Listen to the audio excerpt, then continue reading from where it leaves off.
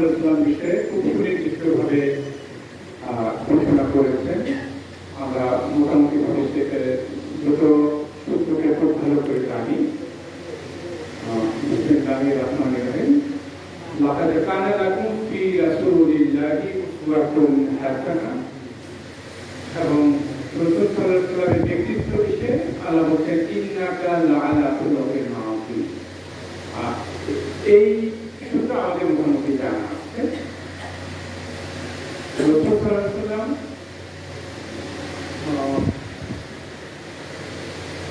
তার যে মিশন, সেই মিশনে সমাপ্তি পর্যায়ে মানুষের জন্য, বিশ্ব মানবতার জন্য একটি রাষ্ট্রীয় কাঠামো উপস্থাপন করেছে।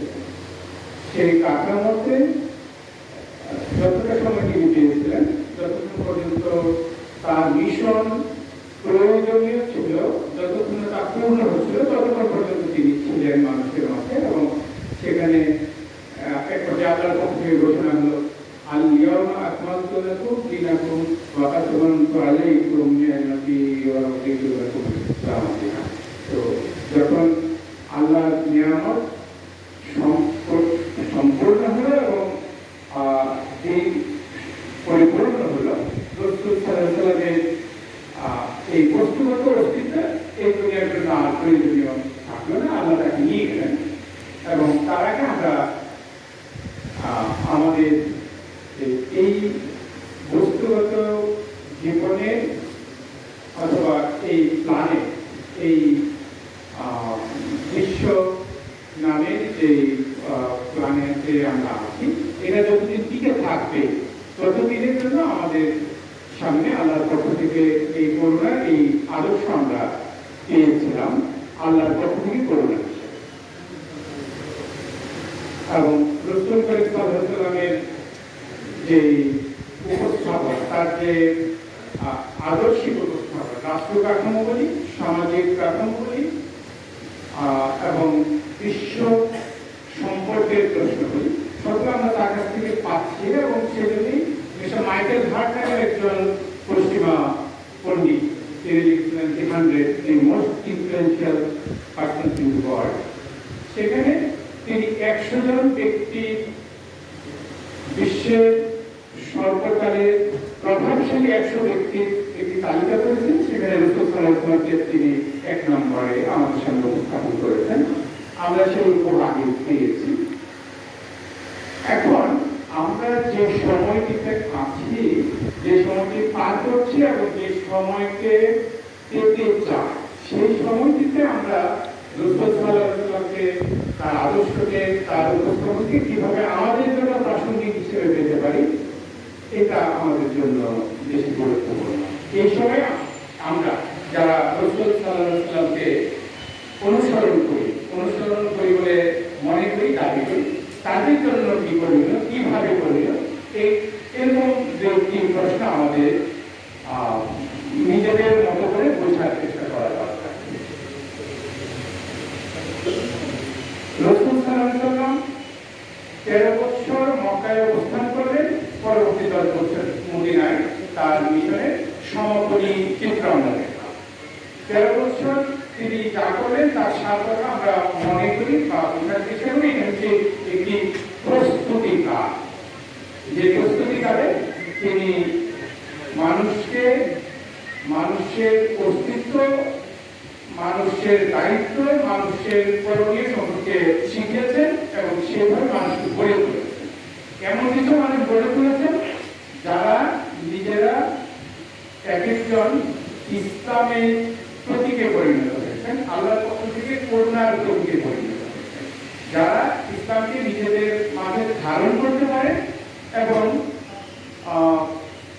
আমি বলব প্রতীকে পরিণত হয়েছে। এটা খুব গুরুত্বপূর্ণ একটি বিষয়। এখানে যারা আছেন, আমি জানি যে আপনাদের কাছে খুবই পরিচিত একটি নির্দেশনা, সেটা হচ্ছে কুতুল্লাহ সাবিলি রাব্বিকা বিল হিকমাতি ওয়াল মাউইযাতিল হাসানা ওয়া জাদিলহুম বিল্লাতি হিয়া আহসান। এখানে দাওয়াতের জন্য সার্বজনীন 3 পর্যায়ের একটি নির্দেশনা, 3 পর্যায়ে। প্রথমটি হচ্ছে হিকমতের সাথে দাওয়াত দিতে হবে রবের পথের দিকে, দ্বিতীয় কথা ভালো কথা দিন, আর তৃতীয় সেরা যুক্তি। তো সেরা যুক্তি এবং ভালো কথা এটা আমরা মোটামুটি অনুধাবন করি। সেরা ভালো কথা কি ওয়াজ করছি যে মাওয়াইজাতুল হাসানা ভালো কথা, আর জাদিলহুম বিল্লাতি হিয়া আহসান সেরা যুক্তি। তো ভালো কথা সেরা যুক্তি এগুলো আমরা মোটামুটি করছি, কিন্তু প্রথম যে ধাপ সেটা হলো বিল হিকমা, উতরা সাবিলি রাব্বিকা বিল হিকমা। এটি একটি আরবি পরিভাষা। হিকমা কি আমরা যখন আমাদের নিজেদের ভাষায় বুঝতে চাই তখন এটা আমরা অনেকভাবে এর শাব্দিক অর্থ বোঝার চেষ্টা করি। আমি বোঝার চেষ্টা করেছি যে এই ভালো কথা এবং সেরা যুক্তির সাথে হিকমার পার্থক্য কিভাবে আমরা হিকমা খুঁজে পেতে। আমার কাছে মনে হয়েছে ভালো কথা এবং সেরা যুক্তি এর মধ্যে কথা আছে, আওয়াজ আছে, উচ্চারণ আছে। তাহলে হিকমা হচ্ছে এমন কিছু যার মধ্যে কোনো আওয়াজ নেই, উচ্চারণ নাই, কথা নাই। কারণ আমরা যা কিছু আওয়াজ করি, কথা বলি, উচ্চারণ করি, তার কোনো না কোনো ভাবে প্রতি উত্তর প্রতি জবাব মানুষের মধ্যে তৈরি হয় এবং কোনো না কোনো ভাবে সেটাকে সমালোচনা করার সুযোগ থাকে। তাহলে হিকমা হচ্ছে রবের পথের দিকে এমন ভাবে দাওয়াত যেখানে আওয়াজ নেই, কথা নেই, কিন্তু দাওয়াত আছে, দাওয়াত হয়। তার মানে আমার কাছে মনে হয় এটা হচ্ছে মানুষের শরীরী ভাষা, বডি ল্যাঙ্গুয়েজ। মানুষ যা করছে তার 24 ঘন্টার জীবনে মানুষের সাথে মিশছে, তার দৈনন্দিন জীবন যাপন করছে। এই জীবন যাপন থেকে তার আশেপাশে যারা আছে তার সেই আচরণ, উচ্চারণ, কথাবার্তা যা কিছু আছে এ দিয়ে এক ধরনের দাওয়াত পায়, আহ্বান পায়। এবং সেই আহ্বানে তারা মনে করে যে ওই মিস্টার আব্দুল্লাহ যিনি এত ভালো, তার আওয়াজ, উচ্চারণ, তার জীবন আচরণ, তাতে অন্যরা মোহিত হয়, মুগ্ধ হয় এবং তারা দাওয়াত গ্রহণ করে। তারা নিজেদের স্বেচ্ছায় স্বতঃপ্রণোদিত ভাবে এগিয়ে আসে। এটা একটা জিনিস যেটা রাসূল সাল্লাল্লাহু আলাইহি ওয়াসাল্লামকে আল্লাহ শিখিয়েছিলেন এবং তিনি এমন কিছু সঙ্গী সাথী, আমরা যাদেরকে সাহাবায়ে কেরাম, সাহাবায়ে আজমাইন বলি, তারা সেই প্রতীকে পরিণত খুব গুরুত্বপূর্ণ। এবং তাহলে মানুষ গড়ে তোলা, প্রয়োজনীয় ব্যক্তি গোষ্ঠী গড়ে তোলা, ব্যক্তি সমগ্র গড়ে তোলা হচ্ছে কথা। এই কাজটি রাসূল সাল্লাল্লাহু আলাইহি ওয়াসাল্লাম করেছিলেন।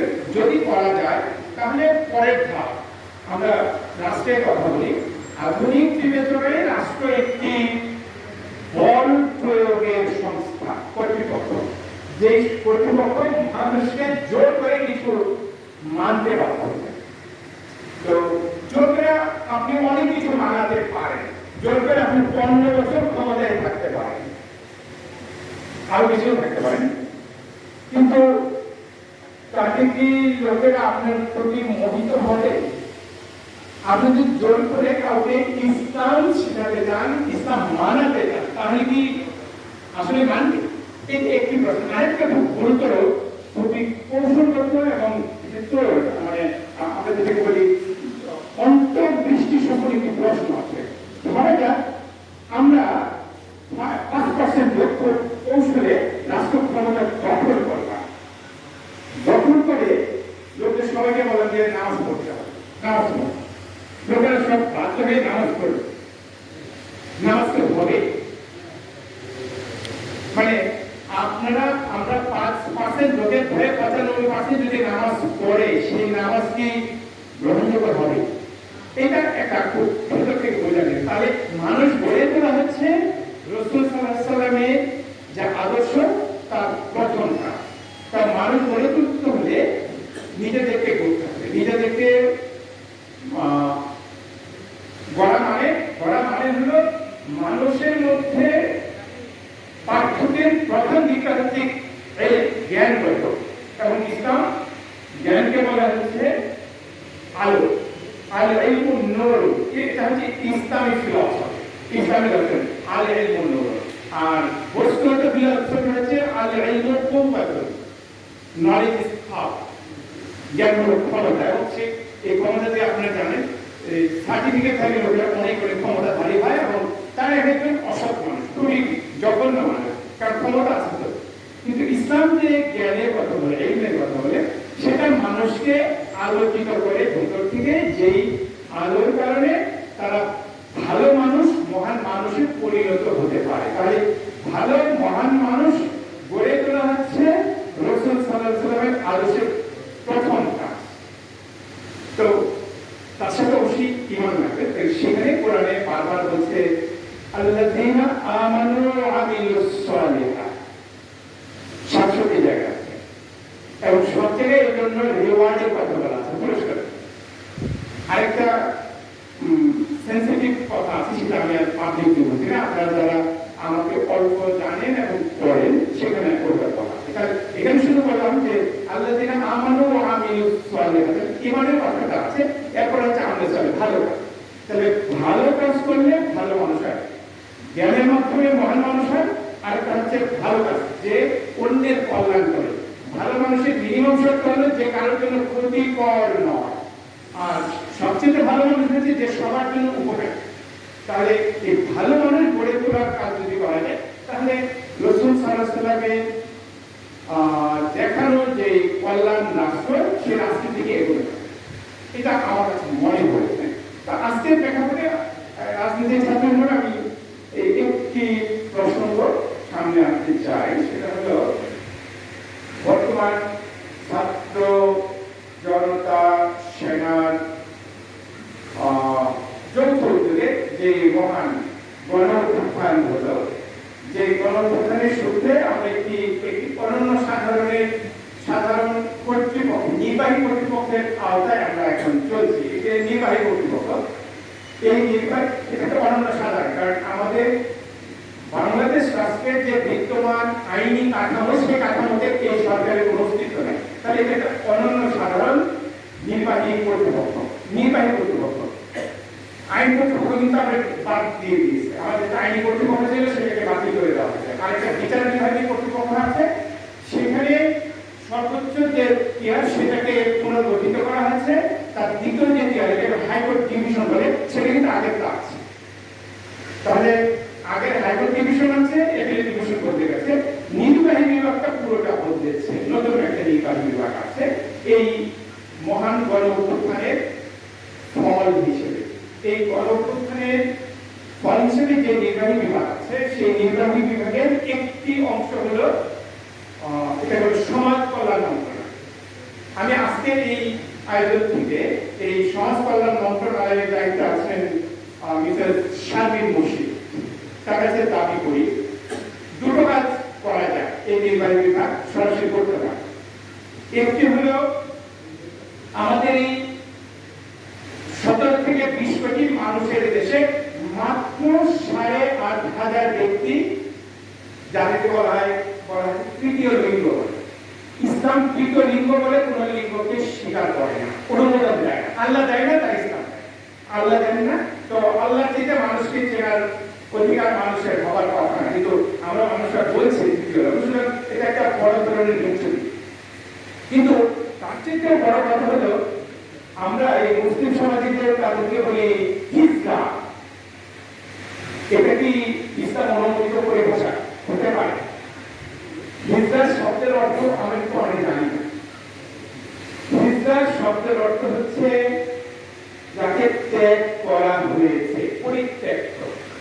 তো আমরা এই মুসলিম সমাজ যদি 8,000 ব্যক্তিকে বলি তোমরা তোমাদেরকে করলাম, ওরা আমাদের কেন হবে?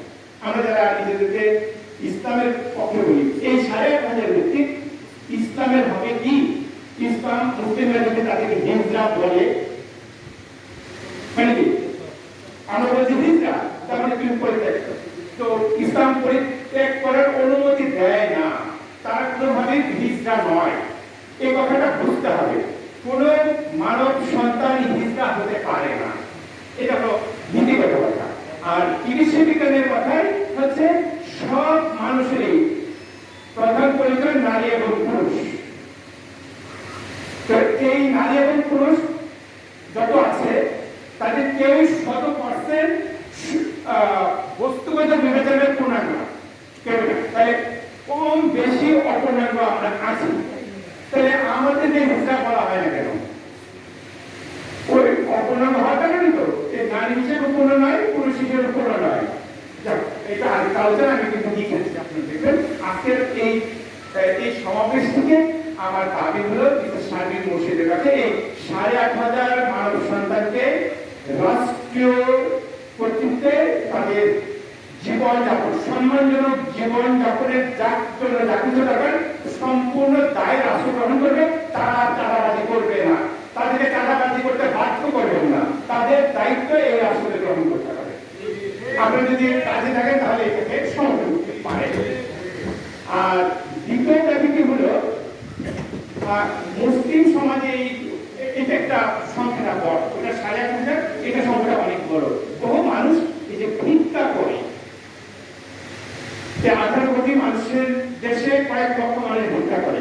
এই রাষ্ট্রের দায়িত্ব হচ্ছে যে কোনো নাগরিককে, মানব সন্তানকে এই ভিক্ষা করার জন্য যারা বাধ্য হচ্ছে তাদের খেয়ে পরে বেঁচে থাকার নিশ্চয়তা দেওয়া এবং তাদেরকে এই সরকার জন্য এই নিশ্চয়তা দেয়। আমি এই আয়োজন থেকে সার্বিক মসজিদ এবং এই অনন্য সাধারণ অন্তর্বর্তী সরকারের কাছে দাবি জানিয়ে আমার কথা শেষ করছি।